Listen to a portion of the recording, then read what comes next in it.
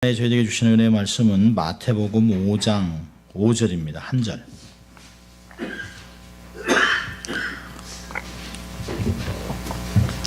마태복음 5장 5절 4절입니다. 5장 4절. 5장 4절. 우리 한 목소리 같이 읽죠. 애통하는 자는 복이 있나니 저희가 위로를 받을 것임이요. 네. 애통하는 자가 받는 복. 사실은 우리는 기쁘고 즐겁고 행복하고 웃음이 가득한 삶을 살기 원하는 것이 우리의 마음일 것입니다. 오늘은 애통, 슬퍼하는, 아파하는, 눈물 흘리는 그런 주제를 가지고 말씀을 나누려고 합니다. 오래전 베스트셀러가 되었던 연탄길의 저자 이철원 집사가 쓴 책 중에 곰보방이라는 그 수필집이 있습니다. 그 책에 축의금 13,000원이라는 글이 수록되어 있습니다. 그 내용은 이렇습니다. 10년 전 나의 결혼식이 있던 날이었다. 결혼식이 다 끝나도록 친구, 형주의 얼굴은 보이지 않았다. 식당 로비에 서서 오가는 사람들을 사이로 형주를 찾았다. 그때 형주 아내가 토막숨을 몰아쉬며 예식장 계단을 올라왔다. 형주는 오늘 못 올 것이라고 했다. 그 대신 형주가 보내온 편지를 내밀었다. 철아나 형주다. 나 대신 아내가 간다. 하루를 벌어야지 하루를 먹고 사는 리어카 사과 장사가 이 좋은 날 너와 함께 할 수 없음을 용서해다오. 사과를 팔지 않으면 성민이가 오늘 밤 분유를 굶어야 한다. 철안이 너와 함께 할 수 없어 내 마음이 많이 아프다. 어제는 아침부터 밤 12시까지 사과를 팔았다. 온종일 추위와 싸운 돈이 13,000원이다. 하지만 슬프지 않다. 나 지금 눈물을 글썽이며 이 글을 쓰고 있지만 마음만은 너무 기쁘다. 철안이 장가간다. 철안이 장가간다. 너무 기쁘다. 아내의 손에 사과 한 봉지 들려보낸다. 지난밤 노란 백열등 아래서 제일로 예쁜 놈들만 골라냈다. 신혼여행 가서 먹어라. 철안아 오늘은 너의 날이다. 마음껏 빛나거라. 친구여. 해남에서 형주가. 편지와 함께 봉투에는 축의금 13,000원이 들어있었다. 형주가 거리에서 서서 한겨울 추위와 바꾼 돈이다. 나는 겸연쩍게 웃으면서 사과 한 개를 꺼냈다. 아, 형주인은 왜 사과를 보냈대요? 장사는 뭘 하려고? 씻지도 않은 사과를 우적우적 씹어댔다. 왜 자꾸만 눈물이 나오는 걸까? 새신랑이 눈물 흘리면 안 되는데 다 떨어진 구두를 신고 있는 친구 아내가 마음 아파할 텐데 이를 사려 물었다. 멀리서도 나를 보고 있을 친구 형주가 마음 아파할까 봐 이를 사려 물었다. 하지만 참아도 터져나오는 울음이었다. 참으면 참을수록 더 큰 소리가 터져나오는 울음이었다. 어깨를 출렁이며 울어버렸다. 사람들 오가는 예식장 로비 한가운데 서서. 이철환 집사의 결혼 축의금으로 받은 13,000원은 친구가 전날 밤 12시까지 추위에 떨면서 사과를 팔았던 전부였다. 그 13,000원을 손에 받은 이철원 집사는 그저 눈물 흘리며 우는 것 외에는 아무것도 할 수 없었다. 축의금을 받고 기뻐할 수도 없었고 친구 아내를 위로할 수도 없었고 큰 소리로 터져나오는 울음을 참을 수도 없었다. 그냥 그렇게 울 수밖에 없었다. 참 오래전에 읽었던 글인데요. 읽으면서 마음이 찡해가지고 하도 누가 곰보방 읽어보라 그래가지고 제가 도서관에서 빌려서 읽었습니다. 근데 마음에 아주 남았던 글이라 이렇게 세이브 해놨었는데요. 너무 참 안타까운 내용입니다. 그 사람의 실체적인 이야기지만 이야기를 들으면서 이게 공감대가 오는 것도 많이 있었습니다. 사람들이 삶을 살아가면서 정말 울어보지 않은 경험이 없다. 그런 사람은 없을 거예요. 다 울어본 경험이 있을 것이에요. 그러니까 우는 것 외에는 다른 게 할 게 없기 때문에 어떻게 위로도 안 되고 또 격려도 안 되고 꾸짖어도 안 되고 소리를 쳐도 안 되고 그냥 가슴앓이 하고 울 수밖에 없는 그런 상황도 우리의 삶에 있습니다. 오늘 우리가 이제 살펴보는 주제가 바로 애통입니다. 우는 것입니다. 세상 사람들은 한평생 웃고 즐겁고 건강하고 행복하게 살기 원하는 것이 모든 사람들의 마음이죠. 개구장이라도 좋으니까 건강해야만 잘하다오. 박노식 씨의 아들 그 어릴 때 그 이야기를 듣습니다. 그 박노식 씨 아들이 그 저희 바로 동생하고 유치원 동창입니다. 그래서 아주 잘 알아요. 같은 동네에 있었기 때문에. 사실 우리는 울더라도 기뻐서 감동이 있으면 괜찮아요. 무슨 좋아서 흘리는 눈물, 감동을 받아서 가슴이 벅차서 눈물 나는 것은 고통스럽지가 않습니다. 좋은 대학 입학했다. 와, 하나님의 은혜. 눈물로 생각지도 않았는데 이게 됐다. 너무 감사하다. 정말 우리가 망할 것 같은데 어떻게 이 딜이 됐다. 너무 감사해. 이런 우는 것, 이런 건 주위에 얼마든지 많이 있습니다. 근데 성경은 그런 것들을 이야기하는 것이 아니에요. 오늘 이야기하는 애통은 그런 것이 아닙니다. 세상은 돈이나 쾌락을 추구하면서 애통은 잊어버리려고 인생을 즐기라고 눈짓하죠. 그래서 노세 젊어서 노세, 늙어지면 못 노나니. 그 노래를 동원해서 젊음을 마음껏 발산합니다. 짧은 인생을 멋지게 한번 살아보자. 울지 말고 눈물 없이 고통 없이 그렇게 한번 살아보자고 그런 이야기를 합니다. 며칠 전에도 38년 지기 고등학교 동창 만나서 이렇게 식사를 하고 딴 데 가서 커피를 마시니 우리 교회 오라, 내가 맛있는 커피 끓여줄게. 그래서 각자 차를 타고 가냐 해서 아니 난 차 없어 걸어와서 네가 날 데리고 와야 돼. 그래서 여기 와서 커피를 마시면서 한 2시간 얘기하면서 감수성이 예민했을 때 와서 같이 아버지와 함께 가게 하든 저도 가게. 근데 가게 이름이 똑같아요. 프렌들리 마켓. 친구도 그 가게고 저도 그 가게고.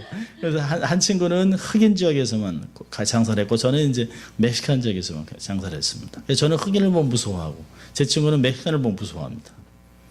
근데 지금도 친구는 마켓을 하고 있으면서 아버지가 돌아가시고 어떻게 할 수 없었던, 그러면서 93년도에 그 폭동이 일어났을 때 가게가 완전히 전소돼가지고 몽땅 다 잃어버렸을 때 극으로 힘드니까 악소리도 안 나오더라는 거예요. 아버님이 한 방울의 눈물도 흘리지 않고 망연자실하고 있었던 그런 모습들을 얘기하면서 오히려 자기는 눈물 흘리는 그 이야기들을 우리가 했습니다. 시간이 지났으니까, 세월이 지났으니까 이런 이야기를 합니다마는 참 사람들이 정말 즐기고 행복하고 좋은 시간만을 보내기를 원하죠. 근데 성경의 팔복은 세상의 가치관과는 완전 정면으로 배치되는 복을 얘기하고 있습니다. 세상은 부유한 자가 복이 있다고 하지만 성경은 가난한 자가 복이 있다. 심령이 가난한 자 복이 있다라고 얘기합니다. 세상은 기뻐할 일이 많은 사람이 복되다 하지만 성경은 애통할 일이 있는 사람들을 복되다라고 얘기하고 있습니다. 우리가 알아야 될 것은 가난은 말할 수 없는 부유로 채워질 것이라는 것이에요. 또 애통은 말할 수 없는 기쁨과 위로로, 행복으로 가득 차게 될 것이라고 이야기하고 있습니다. 본문을 보면 애통은 위로를 전제하고 있습니다. 애통하는 자는 복이 있나니 저희가 위로를 받을 것이다. 그러니까 애통은 위로가 보장되어 있는 그런 애통입니다. 위로가 약속되어 있는 애통입니다. 그러니까 그리스도인은 밑도 끝도 없이 고난과 슬픔과 고통 속에서 살아가는 그 바닥으로 한없이 무저경 같은 곳으로 떨어지는 인생이 아닙니다. 슬픔이 닿으면 밑바닥에서 기쁨으로 다시 바운스하는 인생이라고 성경은 가르치고 있습니다. 슬픔이 깊으면 기쁨의 반석에 설 수 있습니다. 그래서 우리는 예수를 믿는 것이에요. 그렇지 않는다면 많은 상황 속에서 우리는 얼마나 많은 순간 좌절하고 낙심하고 힘들어하고 포기할 것인가를 생각합니다. 자, 오늘 애통하는 자의 의미는 뭘까요? 마태복음이 헬라어로 쓰여졌을지라도 예수님께서 그 당시에 사람들에게 했던 말은 아람어로 했을 것이에요. 그래서 히브리어로 되어 있는 그 말씀으로 보니까 아슈레의 아브림 햄 이누하무라고 하는 단어를 쓰고 있습니다. 애통이라는 히브리어 히토에빌이라는 말은 헬라어로 이제 펜테오라고 하는 단어로 번역이 됐는데, 이건 뭐냐면 어떤 뜻이냐면, 히토에빌이라고 하는 히브리어 단어는 내부에 있는 슬픔이 외부까지 터져 나올 때 사용하는 단어입니다. 슬퍼 라고 하는 것은 진짜 슬픈 것이 아닙니다.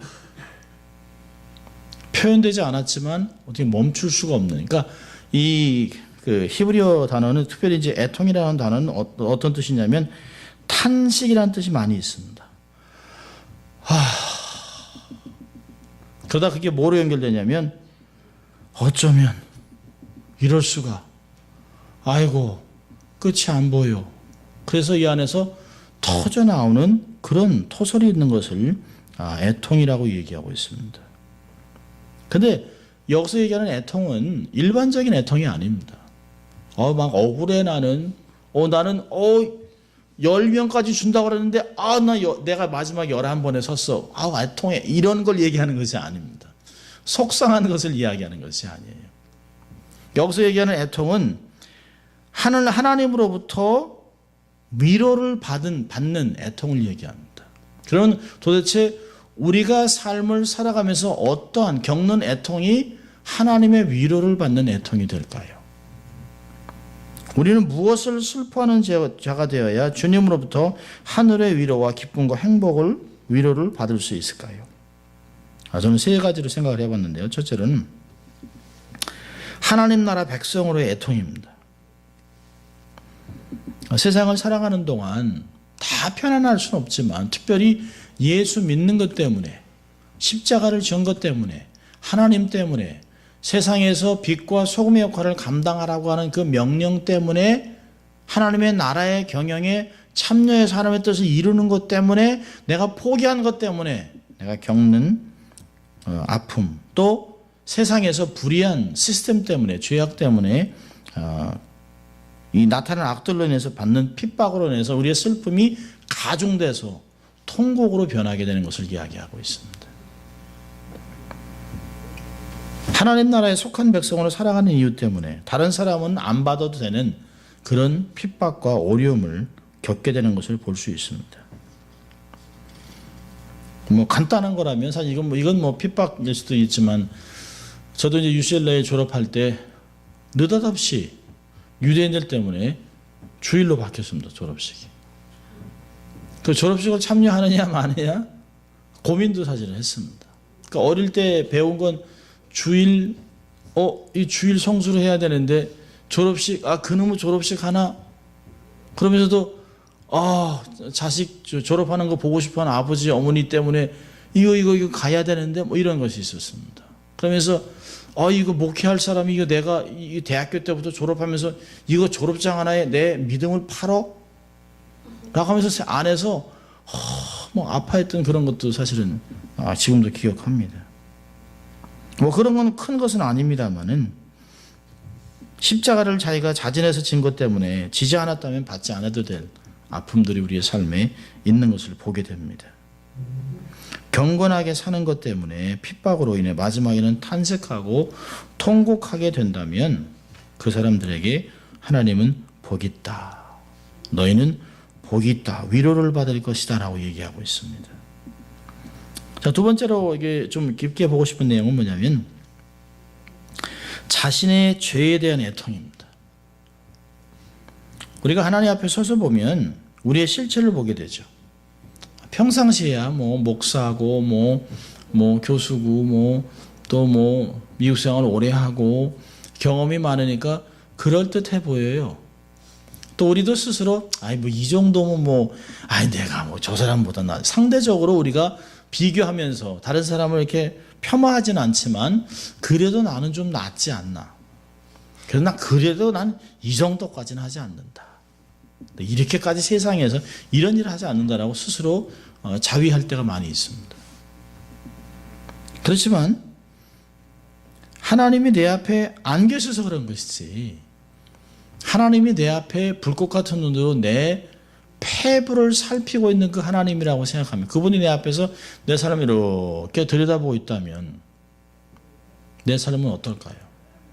다른 사람들에서는 저 괜찮아요라고 하지만 저의 속속들이의 삶을 알고 있는 아내 앞에서는 움츠러드는, 또 어려서부터 자라오던 모든 것을 다 봤던 어머니 앞에서는 이렇게 내놓을 수가 없었던 그런 모습이었습니다. 그런데 나의 안고섬을 다 아시고 생각의 근원까지 다 아시는 그 하나님 앞에 나의 모습이 어떨까요? 절대로 선하고 의로운 것 같이 느낄 수 없어요. 하나님 임재 앞에서 당신의 거룩함을 나타내니까 베드로가 주여 나를 떠나소서 나는 죄인입니다라고 부르짖었습니다. 이사야는 화로다 나는 망하게 됐도다 라고 이사야 6장에서 5절에 말하고 있습니다. 절망할 수밖에 없었습니다. 바울도 엎드러지고 사도 요한도 주님 앞에 내가 죽은 자같이 되었다라고 계시록 1장 17절을 이야기합니다. 결국 우리는 하나님의 절대적인 의 앞에, 하나님의 절대적인 거룩 앞에 우리의 삶의 어떠함을 보고 애통할 수밖에 없다는 거죠. 그런데 그렇게 되는 것이 하나님 앞에서 복이라고 얘기하고 있습니다. 이 과정이 없는 사람은 죄사함의 기쁨이나 구원의 감격을 절대로 경험할 수 없습니다. 죄사함의 은총으로 나가는 길은 곧 죄로 인해 애통하는 것이에요. 정말 내 힘으로는 도저히 구원받을 수 없는, 하나님 눈앞에 정말 쓰레기 같은, 정말 먼지보다도 작은 가치가 없는 인생이지만 라고 하는 고백들을 쏟아낼 수밖에 없습니다. 근데 현대를 살아가면서 죄에 대한 오해를 많이 하고 있습니다. 특별히 현대 교회가 더 이상 죄에 대해서, 하나님의 저주에 대해서, 하나님의 심판에 대해서 이야기하지 않습니다. 하나님에 대해서 심판을 이야기하면 이런 얘기를 합니다. 하나님은 사랑의 하나님인데 우리를 벌 주지 않습니다. 현대 교회는 죄에 대해서 말할 때 두 가지 오류를 범하고 있습니다. 첫째는 죄에 대해서 책임을 회피합니다. 의도적으로 원죄에 대해서 얘기를 많이 합니다. 원죄에 대해서. 마치 조상 탓하듯 죄 문제를 다루는 것을 가끔 보게 됩니다. 그래서 죄에 대해서, 나의 책임에 대해서는 거의 말하지 않으므로 회개의 촉구를 하지 않습니다.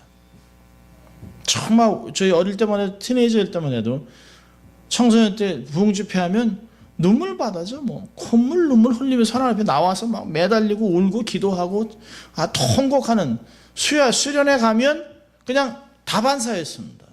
근데 요즘은 여기는 거의 느낌이 없어요. 여기가 클릭이 안 오면 감동이 안 옵니다. 현대교회에서는 죄나 회개나 심판에 대해서 외침이 점점 사라지고 있습니다. 두 번째로는 죄를 너무 가볍게 여깁니다. 죄를 대수롭게 하지 않은 실수나 하고는 있을 수 있는 실수로 가볍게 말합니다. 그러니까 교회에서 회개에 대해서 이야기하지 않습니다. 또 회개에 대해서 가슴을 찢고 하나님 앞에 나와서 하나님께 용서를 구하는 그런 프로세스가 없습니다. 애통하지 않습니다. 여러분, 성경이 말하는 죄가 뭘까요? 성경이 말하는 죄는 하나님에 대한 반역입니다. 하나님을 원수로 인식하는 것이에요. 그래서 로마서 5장에서는 우리가 원수 되었을 때라고 10절에 얘기하고 있습니다. 우리가 하나님으로부터 모든 사람이, 예수를 믿는 사람이든 안 믿는 사람이든 불교 신자든 다른 종교를 믿는 사람이든 다 하나님의 일반 은총을 받아서 공기와 산소와 비와 눈과 모든 것들을 다 받아 살면서 하나님을 향해 정의를 품고 살아가고 있습니다. 하나님께 속한 모든 것까지에 대해서도 반대표를 던집니다. 여러분, 창조물 중에서 인간만이 하나님에 대해서 반역을 합니다. 모든 생물들, 모든 짐승들, 모든 물고기들 다 하나님의 영광을 찬양합니다. 최근에 어떤 사이언티스트가 고래들이 깊은 바다에서 고래들이 소리내는 소리를 다 녹음을 했습니다. 그 녹음한 것을 풀어냈는데요, 하나님을 찬양하라, 하나님을 찬양하라로 나와요. 어메이징한 거죠. 지금 우리가 부르는 그 복음성 같은 거에 딱 맞아 떨어집니다. 새 소리들, 바람 소리, 모든 것들을 동원하면 최고의 복음성이 될 수 있다는, 최고의 찬송가가 될 수 있다는 거죠. 그분은 그랬어요. 자기가 세상에 있는 모든 소리, 모든 생물들, 살아있는 짐승들, 또 물고기까지, 고래의 소리까지 다 파악을 해보면 세상의 모든 것들은 자기를 창조하신 창조주 하나님께 감사와 찬양을 하고 있다는 거죠. 자기의 창조의 목적을 이루어가고 있습니다. 그런데 유독히 사람만, 하나님의 형상을 갖고 있는 사람만 불평, 원망, 저주, 분노, 감사가 없어요.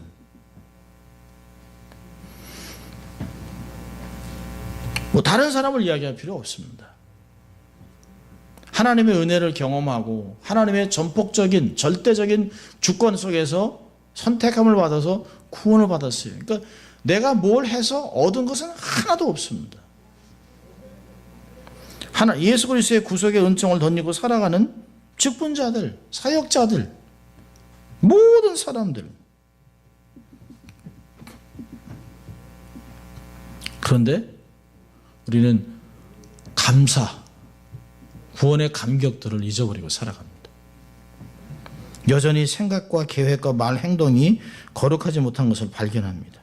잘 나가다 불쑥불쑥 내가 왜 이러지? 왜 이런 생각하지? 하지 말아야지, 안 돼! 라고 하면서 손은 클릭하고 손은 삶에 젖어 있습니다. 세상에 있는 그대로 삶을 살아갑니다. 포장은 잘하고 있습니다. 어떤 면에서는 세상 사람보다 더 악하게, 더 분노하고, 더 좌절하고, 더 낙심하고, 더 원망하고, 세상 사람들보다 더 악하게 살아가는 추한 사람을 발견하고 사도 바울의 고백을 기억하는 것이죠. 로마서 7장 22절부터 24절까지 이렇게 얘기합니다. 내 속으로는 하나님의 법을 즐거워하되 내 지체 속에서 한 다른 법이 내 마음의 법과 싸워 내 지체 속에 있는 죄의 법 아래 나를 사로잡아 오는 것을 보는도다. 오호라, 나는 곤고한 사람이라 이 사망의 몸에서 누가 나를 건져내랴. 이건 사도 바울의 고백만은 아닙니다. 모든 사역자들의 고백입니다. 모든 하나님의 사람들, 모든 그리스도의 구원을 받은 사람들이라면 동일한 고백을 할 수밖에 없습니다. 그런데 놀라운 것은 이런 고백 자체에 없는 사람이 있다는 거죠. 신앙생활하고 살아가면서도 죄에 무뎌지고 양심의 화인을 맞으면 눈물도 안 나와요. 내가 성장해야 되고 성숙해야 되고 성숙의 목표인 열매를 맺어서 하나님의 영광을 드러내고 하나님이 나를 창조하신 창조의 목적을 삶에서 이루어가고 하나님의 경영을 이 땅에서 하나님의 뜻으로 이뤄나가야 되는데요.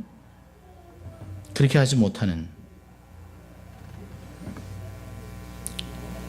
그렇게 하면 큰 일을 한 것 같이 칭찬을 하고 그러지 않으면 라고 하는,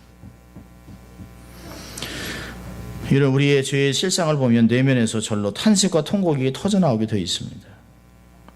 그렇기 때문에 죄를 정확하게 알아야 돼요.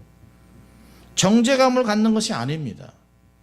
죄의식을 통해서 죄를 느낌으로 우리가 회개의 열매를 맺기 위한 것이에요. 죄의 사함의 기쁨과 구원의 기쁨을 얻고 건강한 성도의 삶을 살기 위해서 내가 얼마나 처절하게 죄 가운데 있는가를 알아야 된다는 것이죠. 나의 죄의 깊이와 나의 죄의 어떤 것을 알아야 구원의 감동을 경험할 수 있습니다.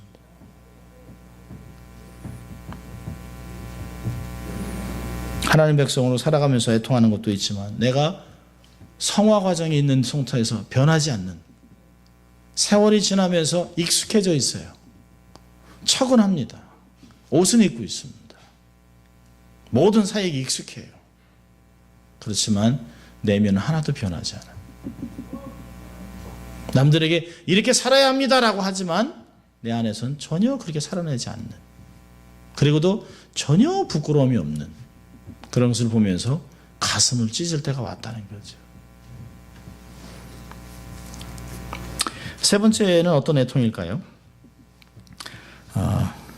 자기의 죄에 대해서 슬퍼하지만 타락한 세상에 대한 애통도 있습니다. 사실 구원받고 죄를 떠나서 거룩한 삶을 살다 보면 이 세상에 살아가는 수많은 사람들의 관심을 갖게 됩니다. 주님을 알지 못하고 하나님의 진노의 대상으로 지옥을 향해 가는 사람들을 생각하면 안타까움을 느끼게 되죠. 그들을 어떻게 복음으로 인도할 것인가, 어떻게 영생으로 인도할 것인가, 어떻게 하나님께 자신의 창조주께 돌아가게 할 것인가를 생각하게 됩니다. 그래서 사람들은 선교지로 가는 것이고, 그래서 그들은 목회자로 헌신을 하는 것이고, 그렇기 때문에 선교와 함께 전도와 함께 주위에 있는 사람들에게 복음을 증거하고 살아가는 것이에요. 애통은 바로 우리 그리스도인들이 가져야 할 세상에 대한 책임으로서의 애통입니다. 시편 119편 136편 유절은 이렇게 얘기합니다. 저희가 주의 법을 지키지 아니함으로 내 눈물이 시냇물같이 흐르나이다. 158절은요. 주의 말씀을 지키지 아니하는 괴사한 자를 내가 보고 슬퍼하였나이다. 우리는 이러한 깊은까지도 가지 않습니다. 저 사람은 우리랑 다른 사람들이니까. 아이시스 우리랑 다른 사람들이니까. 불교, 힌두교 우리랑 다른 사람들이니까. 데스티니가 다르니까. 그런데 시편 기자는 세상에 있는 모든 사람들을 보면서 말씀을 지키지 않는 것 때문에 하나님의 거룩한 눈물과 고통을 소유했던 것을 이야기하고 있습니다. 주의 말씀을 지키지 않는 괴사한 사람들을 보고 내가 슬퍼했다, 눈물 흘렸다 얘기하고 있습니다. 성경에서 보면 예수님이 공생애를 사시는 동안 웃었던 일은 별로 없었던 것 같아요. 거의 항상 슬퍼하시고 우시고 아파하셨습니다. 나사로의 무덤에 가셨던 주님은 눈물을 흘리셨어요. 왜 그랬을까요? 죄로 인해 죽음을 맞이한 사람들의 고통을 느끼는 것이죠. 타락한 도성 예루살렘을 보면서 주님은 눈물을 흘리셨습니다. 주님은 겟세마네 동산을 나가서 심각한 통곡과 눈물로 기도하셨다라고 이야기하고 있습니다. 십자가에 달리신 주님은 죄인을 위해 기도하시면 눈물과는 비교도 할 수 없는 진한 피를 흘렸던 것을 볼 수 있습니다. 그런 거 보면 주님의 생애는 슬픔과 고통과 눈물의 생애였습니다. 그래서 주님을 따르는 모든 사람들은 그렇게 애통의 삶을 살았던 것을 역사는 기억하고 있습니다. 주님을 알았기 때문에 열방을 향해 아직도 복음을 모르는 사람들을 위해 눈물로 세상을 향해 나갔던 것이죠. 자신의 행복과 즐거움을 뒤로 한 채 한 걸음 한 걸음 복음을 위해서 눈물로 세상을 살아갔었습니다. 우리에게도 이런 거룩한 애통이 필요합니다. 애통을 가진 자가 주님의 위로를 받는다고 얘기하고 있습니다. 애통으로 산 자가 영원한 희락을 얻게 된다고 성경은 이야기합니다. 세상은 좋아하지 않는 메시지입니다. 팔복은 정말 우리만 이야기하는 팔복이지 세상에서는 듣기 싫어하는 메시지입니다. 특별히 요즘같이 자기 번영신학 또 긍정적인 사고방식을 이야기하는 현대교회에서는 이런 메시지가 굉장히 부담스럽습니다. 성도들에게도 이 메시지는 어렵습니다. 말씀을 전하는 저도 부담이 되기는 어쩔 수 없습니다. 그러나 본질이 뭔지, 하나님의 나라의 본질이 뭔지를 잡기 위해서 우리는 다시 주님의 메시지를 다시 우리의 마음에 새겨보는 것입니다. 주님은 애통하는 자가 복이 있다고 말씀하셨습니다. 자, 그렇다면 애통하는 자가 받는 복이 뭘까요? 여기는 어떤 복이다라고 얘기 나와 있지 않지만 복에는 두 가지 복이 있을 것입니다. 현재의 위로와 미래의 위로가 있을 것이에요. 현재 위로는 성령님이 항상 우리 곁에 계시기 때문에 파라클라토스라고 하는 걸 가지고 항상 곁에 있으면서 우리에게 위로를 주시고 격려하시고 깨닫게 하시고 우리 곁에서 항상 현실되어서 역사하시는 하나님의 손길을 보고 라고 이해할 수 있도록 우리를 돕는 것들을 볼 수 있습니다. 그렇지 않다면 낙심하고 좌절하고 어떻게 이런 일들이 라고 얘기할 수 있지만 성령님이 그 뒤에 나타나서 주님의 역사하시는 것들을 보여주면서 그걸 통해서 스스로 당당해지고 여유 있는 삶을 살아갈 수 있도록 하는 것을 볼 때가 있습니다. 어려운 순간을 지나면서 혼란스러울 때 성령님은 말씀으로, 어떤 때는 잔잔한 감동으로 깨달음을 주실 때가 있습니다. 현실에 대해서 역사하시는 하나님의 손길을 이해하면 용기와 확신이 생겨요. 그래서 다시 주를 위해 당당히 일어나서 선한 사역들을 감당할 수 있는 것입니다.